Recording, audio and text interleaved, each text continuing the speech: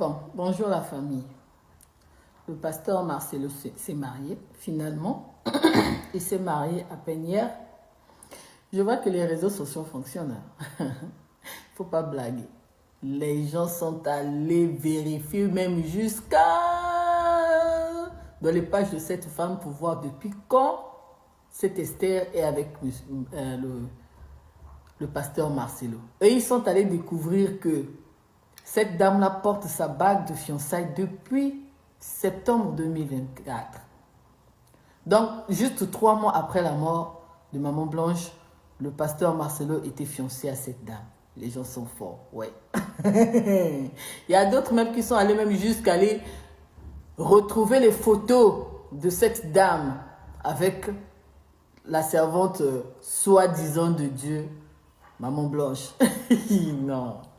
Non. Les Congolais, vous êtes devenus forts en investigation. Franchement, je vous félicite.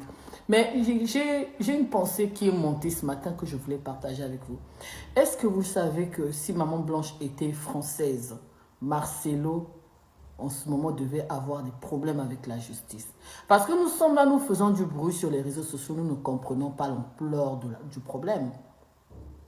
Maman Blanche est morte d'une mort mystérieuse. 1 année seulement après sa mort, son mari se remarie. 3 mois après sa mort, son mari fiance une autre femme. Si Maman Blanche était française, des parents blancs, les parents de Maman Blanche allaient porter plainte à Marcelo, ouvrir un dossier à la justice, déterrer le corps de leur fille, faire l'autopsie pour découvrir réellement de quoi est morte cette femme.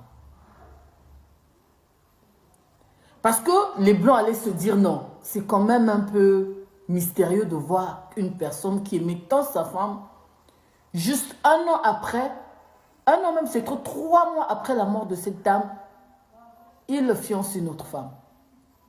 Yangui sur roche. Ils allaient fouiller dans cette histoire. Marcelo devait avoir énormément de problèmes au moment où nous parlons.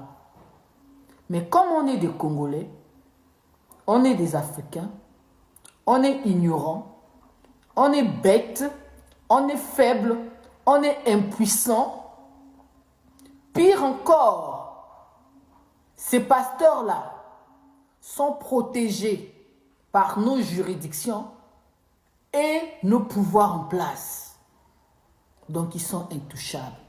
Ils ont le droit de faire tout ce qu'ils veulent sans être poursuivis. C'est vraiment triste.